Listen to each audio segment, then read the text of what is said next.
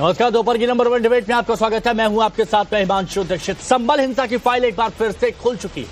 अभी सीएम योगी थोड़ा महाकुंभ को लेकर बिजी थे, लेकिन अब महाकुंभ अपने अंतिम पड़ाव की तरफ है, जिसके बाद एक बार फिर से योगी आदित्यनाथ के टारगेट पर है संभल के गुनहगार। योगी के सेक्शन से हिंसा के आरोपियों और उन्हें पनाह देने वालों में खलबली सी मच गई है। संभल पुलिस ने एक ऐसे मौलाना की तस्वीर जारी की जो हिंसा वाले दिन वहां पर मौजूद लोगों को भड़काने की मुख्य भूमिका निभा रहा था। शाही जामा मस्जिद के सर्वे को लेकर लोगों के जहन में जहर भर रहा था और अब पुलिस को इस मौलाना की तलाश है।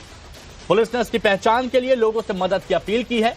शहर भर में पोस्टर लगाकर इसकी पहचान बताने वाले को इनाम देने की घोषणा की। अब तक इस मामले में 76 दंगाई सलाखों के पीछे पहुंचाए जा चुके हैं और अब वक्त है बाकी उपद्रवियों के साथ हिसाब करने का, जिन्हें दबोचने की भी पूरी तैयारी की जा चुकी है।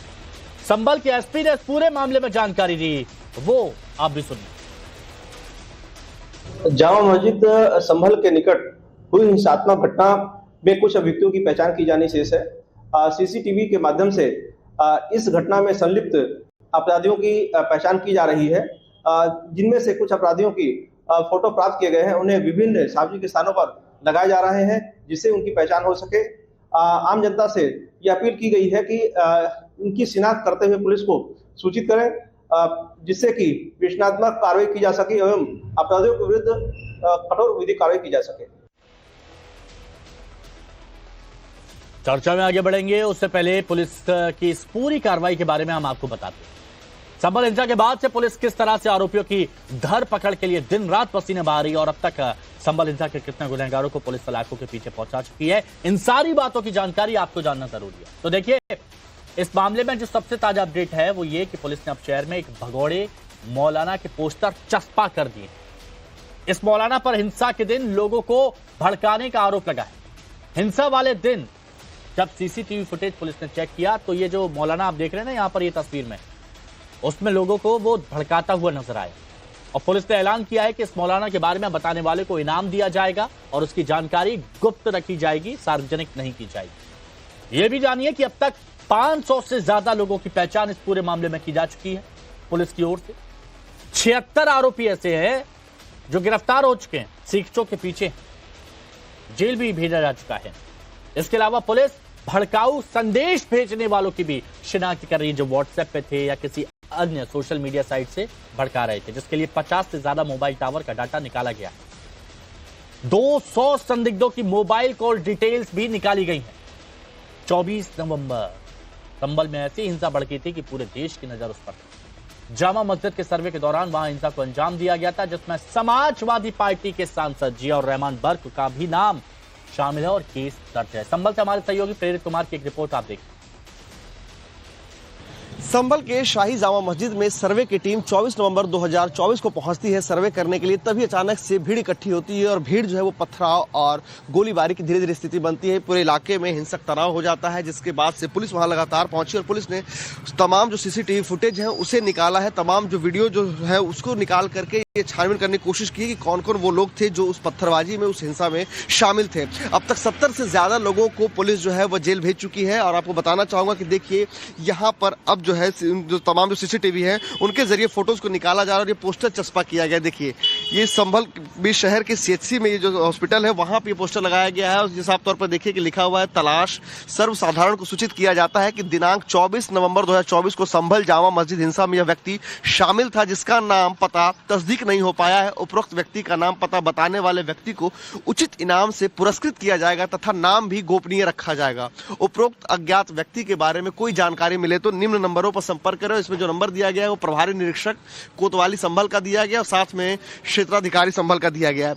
यानी कि जो पोस्टर हैं, अब जो इस तरह जो हिंसा के दौरान जो तमाम जो लोग जो शामिल थे उन लोगों की जो फुटेज है सीसीटीवी की, उनसे उनकी तस्वीरें निकाली जा रही है और तस्वीरें निकालने के बाद उन्हें शहर के अलग अलग इलाके में उनके तस्वीरों को चस्पा किया जा रहा है। ये लोगों से अपील की जा रही है कि वो इस तस्वीर को देखकर पहचाने कि आखिर वो शख्स कौन है, उसका नाम पता क्या है और जो इस बात की जानकारी जो है वो पुलिस स्टेशन को देंगे उनको इनाम दिया जाएगा और उनका नाम गुप्त रखा जाएगा, ऐसा पुलिस ने कहा है। कार्रवाई जारी है, पोस्टर चस्पा हो रहे हैं। जो मेहमान हमारे साथ जुड़े हैं उनसे हम आपको मिलवाते हैं। एसएन सिंह जी बीजेपी प्रवक्ता हमारे साथ में हैं, सूर्य प्रकाश मैथिल जी राजनीतिक विश्लेषक है हमारे साथ में, प्रोफेसर विजय राठी जी हैं समाजवादी पार्टी के प्रवक्ता हैं, अजय वर्मा जी कांग्रेस के नेता हैं और नूर अहमद अजहरी साहब इस्लामिक स्कॉलर हमारे साथ में जुड़े हुए हैं। आप सभी का बहुत बहुत स्वागत है। एसएन सिंह साहब, ये कह सकते हैं क्या एक छोटे से विराम के बाद दोबारा से एक्शन मोड में आ गई है हिमांशु जी? यही तो सरकार की जिम्मेदारी होती है कि ऑपरेशन पताल लोग चलाए, चाहे आप आकाश में हो, पताल में हो, जमीन पे हो, जहां भी उनको ढूंढ के ले आइए, गुनाहगार को गुनाह की सजा दीजिए। पहले की सरकारें होती थी, संभल तो एक अलग नाम से जाना जाता था, संभल में कहा जाता था ये इलाका सरकार के अधीन नहीं आता है, यहाँ तो कानून का राज चलता ही नहीं है। वहां के जो सांसद थे वो फैसला खुद सुनाते थे, कहते थे यहाँ पुलिस चौकी क्यों बनेगी, यहाँ थाने क्यों बनेंगे, सारा फैसला मैं कहूंगा। लेकिन आज देखिए ना, वहाँ कानून का राज है, जो अपराधी हैं वो मारे मारे फिर रहे हैं। बहुत सारे लोग तो गिरफ्तार हुए हैं और कुछ लोग गिरफ्तारी के डर के नाते वो पाताल में छुप गए। लेकिन हिमांशु जी, पता है ना कि ये सरकार तो पाताल से ढूंढ कर ले आके और जमीन में गाड़ने का कार्य करती है। ऐसे लोगों को, गुनाहों को, गुनाहगार को गुनाह का सजा मिलेगा। याद है ना, संभल में 1978 में हिंदुओं को जला दिया जाता है, मार दिया जाता है और शिद्दत से सरकार वोट की तुष्टीकरण के नाते उनसे खड़ी हो जाती है। अब बहुत सारे लोगों की केंद्र में भी सरकार थी, वो जुबान पे ताले सिल गए थे। लेकिन आज जानते हैं, जब कार्रवाई हो रही है ना हिमांशु जी, तो सीने पे सांप लौट रहा है। सांप इसलिए सांप लौट रहा है क्योंकि वो अपराधियों को बचाने के लिए बहुत हाथ पर चला है। लेकिन ये तो पूज्य योगी आदित्यनाथ समाजवादी पार्टी के लिए कह रहे हैं क्या आप ये सब? सरकार है, बिल्कुल समाजवादी पार्टी तो खुल के खड़ी हुई, विधायक खड़े हुए समाजवादी पार्टी के, सांसद खड़े हुए समाजवादी पार्टी के, सरकार में मुकदमे वापस लिए गए क्योंकि वो कहते थे इलाका संभल का इलाका है ना, वो समाजवादी पार्टी का इलाका है। संभल के सांसद कहते थे हमारा इलाका। आज उत्तर प्रदेश में कोई इलाका नहीं है जो गलत कार्य करेगा और परिणाम भुगतने के लिए तैयार रहे, चाहे उसके रिश्ते नाते पता नहीं कितने भी बड़े राजनीतिक पार्टियों से हैं, वो बचेंगे नहीं। और देखिए ना संभल में क्या हालात हो गए भाई, सीने पे ही तो पुलिस चौकी बन गई, सीने पे पता नहीं। प्रोफेसर राठी साहब, एक बार को जरा इनको बहुत क्लियर कर दीजिए कि अगर अपराधियों पर कहीं कोई कार्रवाई होती है, किसी भी तरह की कार्रवाई होती है, तो किसी के सीने पर सांप नहीं लौटेंगे। ये बीजेपी की तरफ से ऐसा सोचा जा रहा है, समाजवादी पार्टी अपराधियों को नहीं बचाती। एक बार क्लियर कर दीजिए। देखिए, सबसे पहले आप सब लोगों को मेरा नमस्कार। और इन्हीं की सरकार थी उस समय पे केंद्र में। पुलवामा में जो लोग शहीद हुए थे उनको मेरी भावभीनी श्रद्धांजलि। बिल्कुल। अभी इन्होंने पाताल की बात की, अब ये पाताल तक तो चले गए, लेकिन एसएन सिंह जी शीशे में देखिएगा और शीशे का धूल नहीं अपने चेहरे की साफ करके बताइएगा, जो पुलवामा में इंसिडेंट हुआ था वो आरडीएक्स कहां से आया था, अभी तक उसको नहीं खोज के ला पाए। जो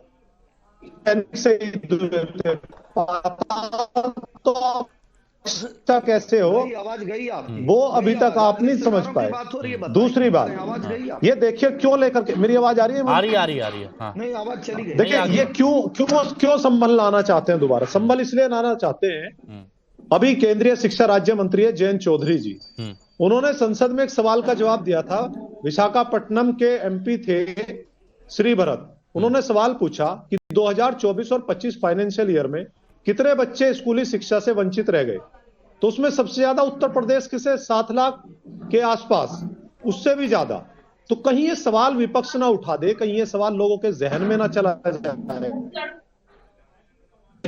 सवाल है जो रोज हेल्थ सिस्टम हम देखते हैं, स्टेट एम्बुलेंस, सवाल जनता के बीच में ना चला जाए, इसलिए उसे मोड़ने के लिए संभल, बहराइच, अलीगढ़, वाराणसी नहीं, लेकिन प्रोफेसर साहब एक सच्चाई तो ये भी है ना कि जब वहां पर किसी अपराधी पर कार्रवाई होती है तो वहां पर आपके नेता सबसे पहले आकर उनके बचाव में खड़े होते हैं। अच्छा, अपराधी कौन है हिमांशु जी, कैसे पता चलेगा? सीओ, दरोगा, पुलिस, डीएम, कलेक्टर, जिसको चाहे कान मरोड़ के मुकदमा लगा दे। ये तो एक आम आदमी को, निर्दोष को अपराधी बना दे, पता कैसे? जांच पूरी होगी क्या? जिनके पास से हथियार बरामद हुए हैं, जिन्होंने इकबाल जुर्म किया है, जिन्होंने माना है कि हाँ उन्होंने फायर किया था। मैं बता दूं आपको, अभी किठौर पुलिस थी मेरठ में, वो तो बढ़िया हो, वीडियो वायरल हो गई। 2 पुलिस वाले थैले में कट्टा रख रहे थे, जो तैयारी कर रहा था लड़का, वो तो उसने दिखा दिया वीडियो वायरल और लगा करके उस पर मुकदमा लगा दिया। इनके शासन काल में तो ये काम कर रही है पुलिस। अच्छा, तो वहां पर संभल में जो हुआ था वो सब पुलिस ने किया था? वहां पर किसी ने उपद्रव नहीं किया, किसी ने दंगा नहीं किया, किसी ने हंगामा नहीं किया? बता दूं किसने किया? किसने किया? हमारे यहीं के रहने वाले सीओ अनुज, जिनका भाई ब्लॉक प्रमुख बीजेपी से, तो उन्होंने ही पुलिस वालों पे भी गोलियां चला दी थी, कराया, उन्होंने ही पुलिस वालों पर भी गोलियां चला दी थी। उसकी मंशा वो पूरा भारतीय जनता पार्टी नहीं राठी साहब, उन्होंने ही पुलिस वालों पर गोलियां चला दी थी क्या? ये कुछ लोग हैं जो खुद को गोली मार लेते हैं, कुछ लोग हैं कौन खुद को गोली मार देते हैं। देखिए यही तो सवाल खड़े होते हैं कि जब यही सवाल खड़े होते हैं कि जहां पर आपको सही को सही, गलत को गलत कहना होता है, वहां पर एक लाइन आप ऐसी ले जाते हैं कि जनता सवाल खड़े कर देती है। बोल रहा हूं, तख्ता लगा के इसीलिए तो मैंने कहा और अपने पैर पे मारते हैं। सच्चाई आप मुद्दा उठाए शिक्षा का, बेरोजगारी का, हमें आपत्ति नहीं है, हम आपके साथ अपनी आवाज बुलंद करेंगे, लेकिन जब आप अराजक तत्वों को बचाने की कोशिश करते हैं वहां पर आप थोड़ा सा अलग लाइन पर चले जाते हैं। ठीक है, आपकी आवाज को थोड़ी सी दिक्कत आ रही है, तकनीकी खामी भी आ रही है, उसको भी दोबारा से दुरुस्त करवाते हैं और दोबारा से मैं आपके साथ जुड़ता हूं। अजहरी साहब एक बार फिर से पुलिस एक्टिव हो गई है, सरकार एक्टिव हो गई है और यह बताया जा रहा है कि कोई मौलाना है जो वहां पर भीड़ को बरगला रहे हैं, भीड़ को हिंसा करने के लिए उनको आगे बढ़ा रहे हैं और इसीलिए उनकी तस्वीरें अब जारी की गई हैं, लेकिन वो वहां के हैं नहीं, ऐसा कहा जा रहा है। कहां से आए, कैसे आए, ये भी एक सवाल खड़े हो रहे हैं। भाई हिमांशु भाई, संभल की पुलिस जो है वो डीएक्टिव थी ही कब? वो तो शुरू से ही एक्टिव। ये अलग बात है कि बहुत सारे मसाले उनके आपने दिखाए नहीं, शुरू की हैं वहां पर। संभल के मैंने बहुत पहले भी कहा है, फिर कह रहा हूँ, संभल के एसपी साहब जब तक रहेंगे तब तक ऐसे ही मौलाना नजर आते रहेंगे आपको कि अपराधी हैं ये अपराधी। जब सरकार की मंशा, सरकार की सोच ही मुस्लिम विरोधी है तो वो ऐसे लोग ढूंढ के लाएंगे। अभी भाई ने समाजवादी पार्टी की प्रवक्ता ने पुलवामा का जिक्र किया था, एहसन सिंह बगले झांक रहे थे, जवाब नहीं इनके पास। बिना जवाब दे नहीं पाएंगे, आप जवाब दे नहीं पाएंगे क्योंकि आप हिंदू मुस्लिम लेकर चले आए, आप जवाब दे नहीं पाएंगे। जवाब तो पूछा जा रहा है, इतिहास माफ नहीं।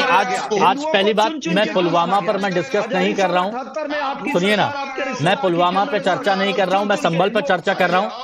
और संभल पर बात करते हुए हाफिज साहब, सुनिए ना, संभल पर बात करते हुए अजहरी साहब, अगर आप ये बोलते हैं सरकार की सोच मुस्लिम विरोधी सोच है, सरकार की सोच मुस्लिम विरोधी सोच है, ऐसा आपको क्यों लगता है? क्या आपको लग नहीं रहा है सरकार, मतलब आप देखें कि एक हाई कोर्ट के जज ने मुसलमानों के खिलाफ जो आपत्तिजनक बातें कही और माननीय मुख्यमंत्री जी उसके साथ में खड़े हो गए, ये क्या है, ये क्या है बताएं। जब ऐसी मानसिकता होगी तो हमारे साथ ऐसे ही होगा और ऐसा हो रहा है। नहीं तो अगर उपद्रवी, संभल के उपद्रवियों में ज्यादातर मुसलमान हैं तो आप ये कहेंगे कि मुसलमानों के प्रति ये मुस्लिम विरोधी हो गए? अरे अनुज को और एसपी को सस्पेंड करके तो देखें, जिम्मेदार ये लोग हैं, ये असल और ये जो 76 लोग जो गिरफ्तार किए इनको सबको छोड़ देना चाहिए, आपको लगता है बेकसूर है ये? पथरा हुआ है ये 76 जो गिरफ्तार किए गए हैं इनको छोड़ देना चाहिए, क्या ये बेकसूर है? नहीं, तब तक इंसाफ नहीं मिलने वाला है। ये 76 जो गिरफ्तार किए गए हैं आपकी नजर में ये सभी लोग बेकसूर हैं? देखिए सभी लोग बेकसूर कभी नहीं हो सकते। कहीं ना कहीं गलतियां तो दोनों तरफ से होती है, लेकिन सबसे बड़े जो इसमें मुजरिम है वो अगर इनको गिरफ्तार किया जाता है तो आप सरकार को मुस्लिम विरोधी कह देते हैं, ये लॉजिक कहां से आता है? क्या बात कर रहे हो, मुसलमानों के चेहरे रोज आप लेकर के आ रहे हो।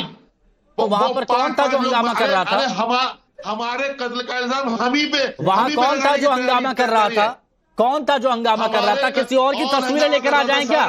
किसी और की तस्वीरें लेकर आ जाएं? देखिए, जो हंगामा करेगा, जो कैमरे में कैद हुआ है, जिनके हाथों में पत्थर दिख रहे हैं, उन्हीं की तस्वीरें तो निकाली जा रही हैं। नहीं, मुझे ये बताइए बस, एक मिनट, बहुत क्लियर। अजहरी साहब ईमानदारी से बोलते हैं आप, अजहरी साहब आप ईमानदारी से बोलते हैं, बात तो सुनिए।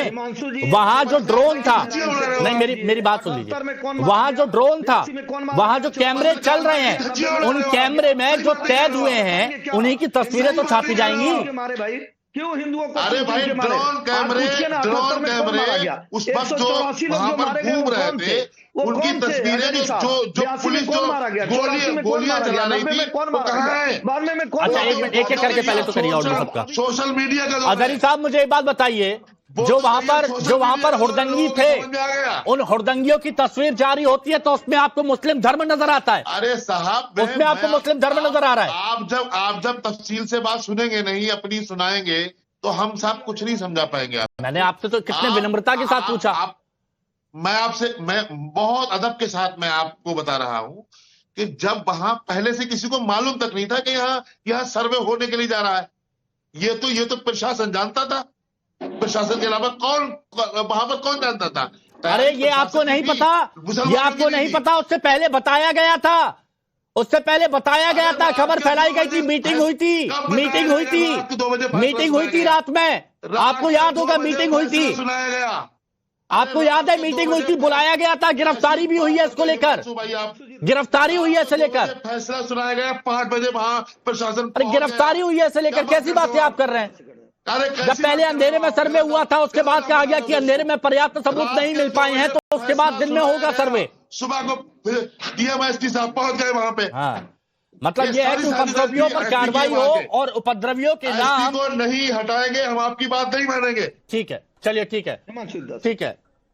अजय जी आपका क्या मानना है इस पर? संभल फाइल दोबारा से खोली जा रही है, इसके पीछे क्या मंशा लगती है?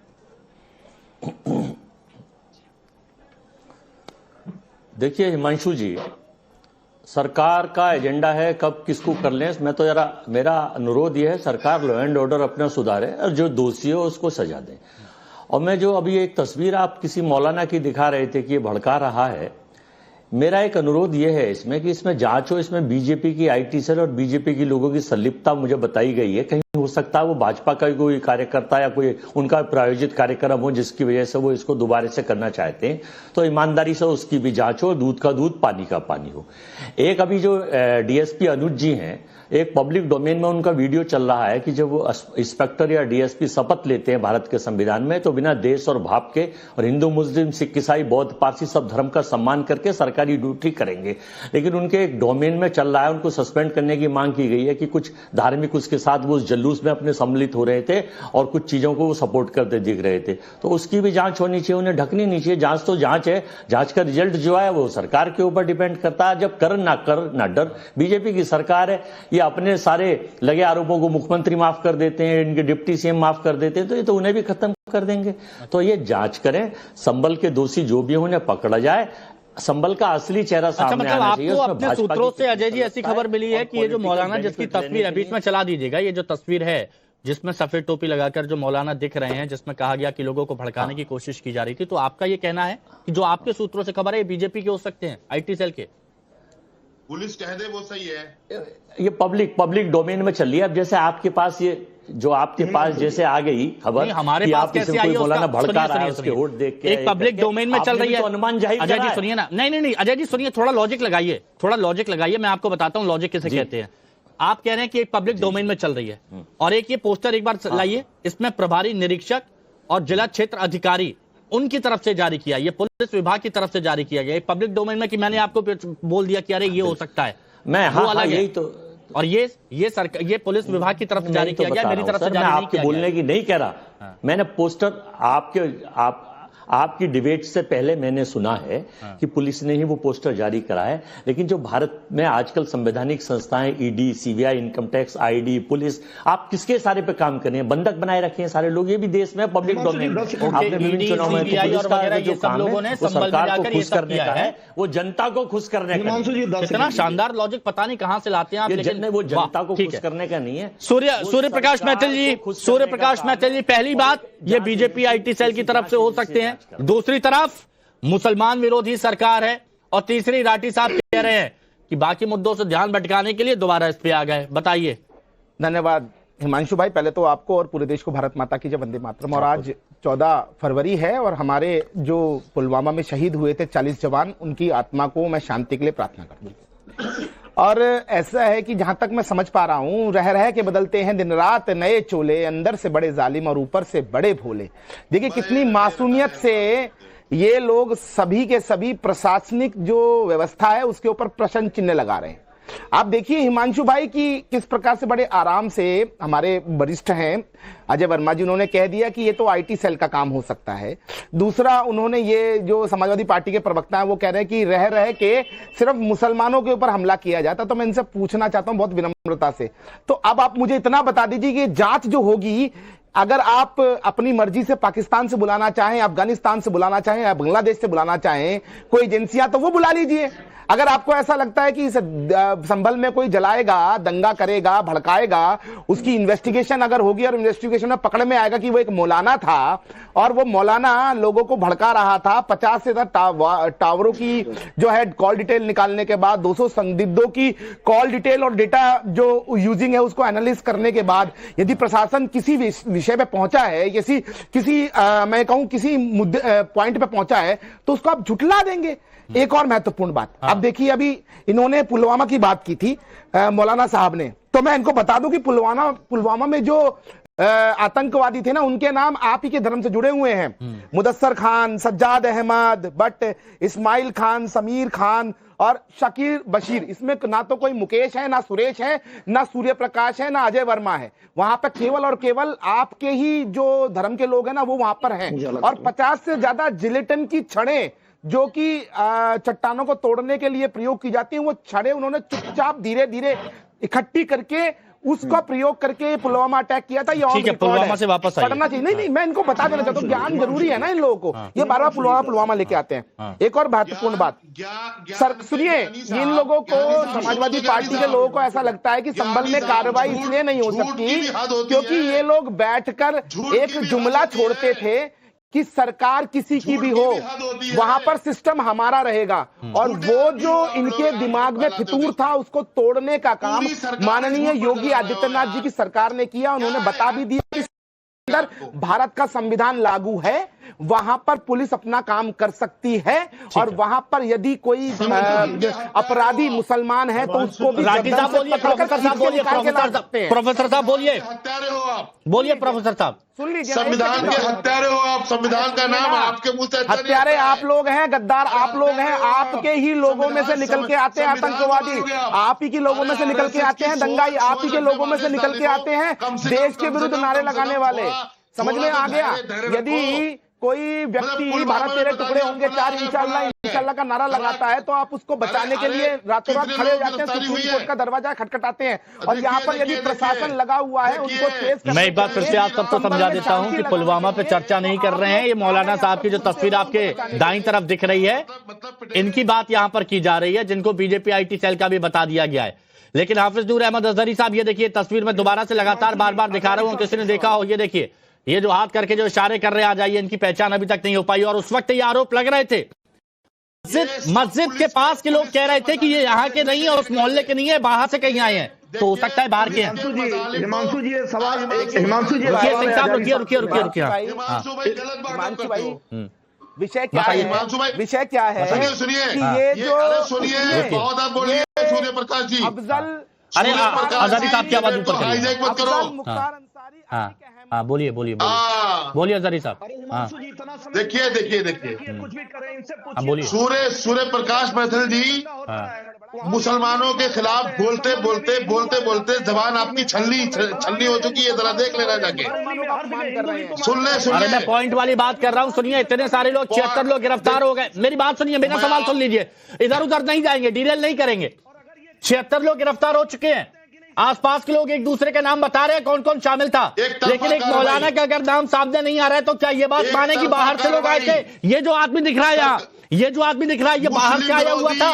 मुस्लिम विरोधी रहनुमाओं की एक तरफा कार्रवाई। अगर कोई अपराध में कोई दाढ़ी वाला, कोई टोपी वाला संलिप्त है तो ये कह दिया जाए कि वो मुसलमान है तो वो अपराधी नहीं है। किसी टोपी वाले, अगर कोई तिलक वाला, अगर किसी तिलक वाले ने अपराध किया है तो क्या ये कह दिया जाए कि वो ब्राह्मण पंडित है तो वो अपराधी नहीं है? धर्म कहां से आ गया अपराध में? दोषी होता है। के नाम से, धर्म के चश्मे से ही देखती है सरकार। दोषी, अरे आपके कहने से होता है क्या? अरे हाँ, हमारे कहने से कुछ नहीं होगा। तो बीजेपी, अच्छा आप ये कह रहे हैं कि बीजेपी धर्म के चश्मे से देखती है? आप कह रहे हैं कि बिल्कुल धर्म के चश्मे से देखती है। मुसलमानों पर कार्रवाई होती है। वहां पर जो वकील साहब गए थे, वकील साहब की गिरफ्तारी होनी चाहिए थी। लेकिन अभी तो साहब की गिरफ्तारी होनी चाहिए थी, वोट देकर आए, साहब की गिरफ्तारी होनी चाहिए। बीजेपी को वोट देकर आए कि मुझे पकड़ेगी। पांच मुसलमानों आप तो बीजेपी को वोट देकर आए हैं। और बताओ, मुसलमान ही वो है, बताओ आपको शर्म नहीं आती आप लोगों को भाई? अरे तो ये बताइए, शर्म आपको नहीं आती? ये बताइए, अगर कोई यहाँ पर कर रहा है हिमांशु भाई, दंगा करते हुए आपको शर्म नहीं आती? कुछ भी करो, दंगा कुछ भी करते करो, हुए अगर कोई टोपी पहना है, किसी की दाढ़ी है, तो वो आप उसे अपराधी नहीं कह सकते, उसे आप दोषी नहीं कह सकते, उसे आरोपी नहीं कह सकते, क्योंकि वो एक धर्म से जुड़ा हुआ है। ये लॉजिक अब नहीं चलता। राठी साहब प्लीज, राठी साहब को मैंने पहले भी बोला था, प्रोफेसर राठी साहब, प्रोफेसर राठी प्लीज। बहुत समय दे दिया। देखिए हिमांशु जी, ऐसा है, संभल क्यों खुला है दोबारा से? और जब जांच की बात आती है, समाजवादी पार्टी ये कहती है कि जो भी दोषी है उसको सजा, लेकिन अगर आप इसकी किसी ऐसी व्यवस्था से, जैसे सीबीआई है या ज्वाइंट कमेटी जांच कराओगे, तो उसमें निश्चित से पुलिस प्रशासन दोषी निकलेगा, तो उनको भी सजा होनी चाहिए ना, या वो जेल में जाने चाहिए, गिरफ्तार होने चाहिए। लेकिन ये कभी नहीं होगा। न्याय का इकबाल कैसे बुलंद हो, इसकी समाजवादी पार्टी मांग करती है। लेकिन ये खुला क्यों है? ये खुला इसलिए है, जैसे मैंने बताया, महंगाई शिक्षा की बात में एक सबसे बड़ी बात है, जो कुंभ में भगदड़ हुई, जिसमें लोग मारे गए, जो सच इन्होंने नहीं बताया, जो अव्यवस्था हुई। राठी साहब, जिम्मेदारी के साथ एक सवाल पूछ रहा हूँ प्लीज। राठी साहब सुनिए ना, आप बहुत जिम्मेदारी के साथ अपनी बात रखते हैं, आप प्रोफेसर भी हैं, मैं एक जिम्मेदारी के साथ आपसे एक सवाल पूछ रहा हूँ, ठीक है?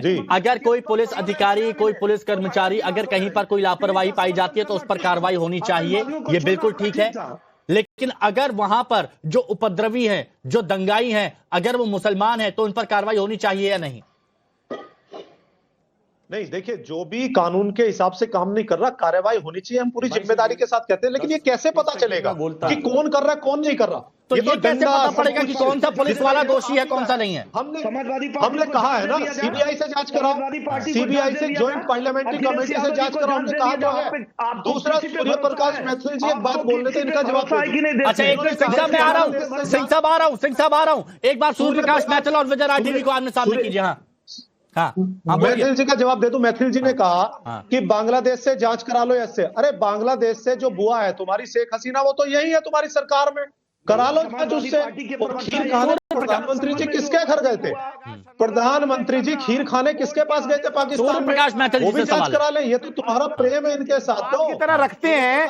और यहाँ पर यदि किसी ने पॉलिटिकल शरणागति ले ली भारत में, तो उसको निकाल दिया जाएगा।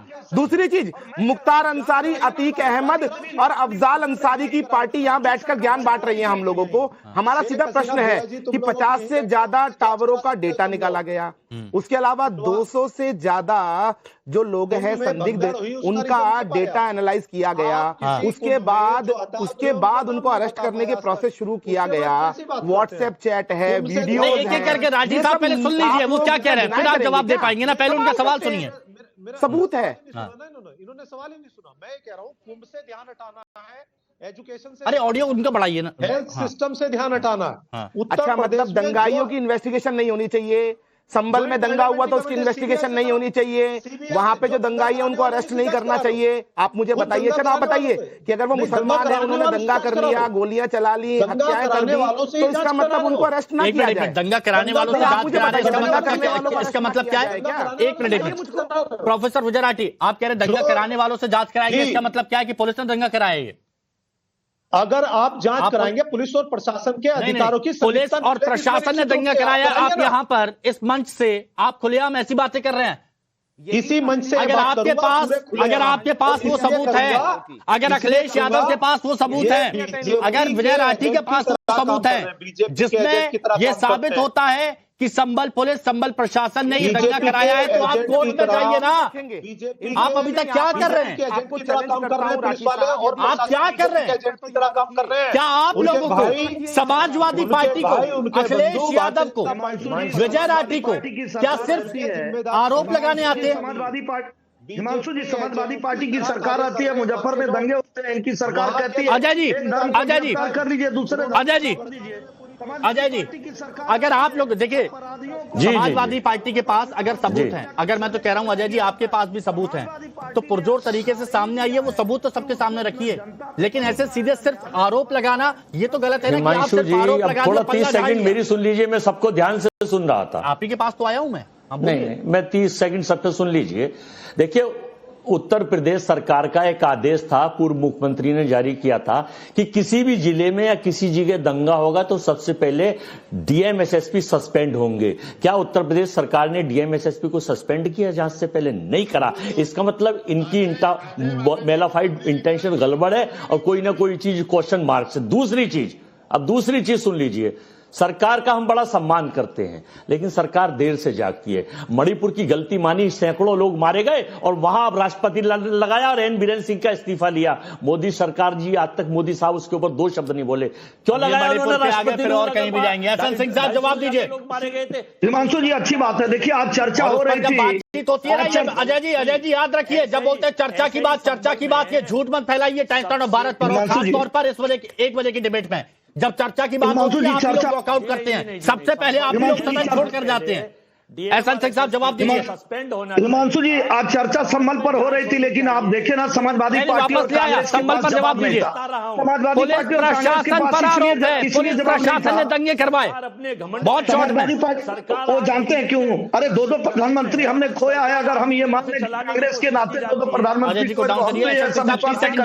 अरे सिखों की हत्याएं कराने वाले देश के संभल पर छोड़िए, संभल पर आइए। पुलिस प्रशासन पर आरोप लग रहे हैं, पूरे देश आप क्या करें? पुलिस प्रशासन पर बोल दिया कि इन्होंने दंगा कराया, समाजवादी पार्टी कह रही है। नहीं, समाजवादी पार्टी को अधिकार है, समाजवादी पार्टी कर सकती है और कांग्रेस भी कर सकती है, क्योंकि एक डीजीपी ने टाइम्स नाउ पर आकर। चलिए ठीक है, लेकिन मैं एक बात कहूंगा एसएन सिंह साहब एक बात कहूंगा, प्लीज सब लोग सुन लीजिए। आपने कहा ना आकाश पाताल जमीन से भी अपराधियों को खोज के लिए आती है ये योगी सरकार है। मैं कहूंगा गुड्डू बमबाज को भी ढूंढ लीजिए, शाइस्ता को भी ढूंढ लीजिए।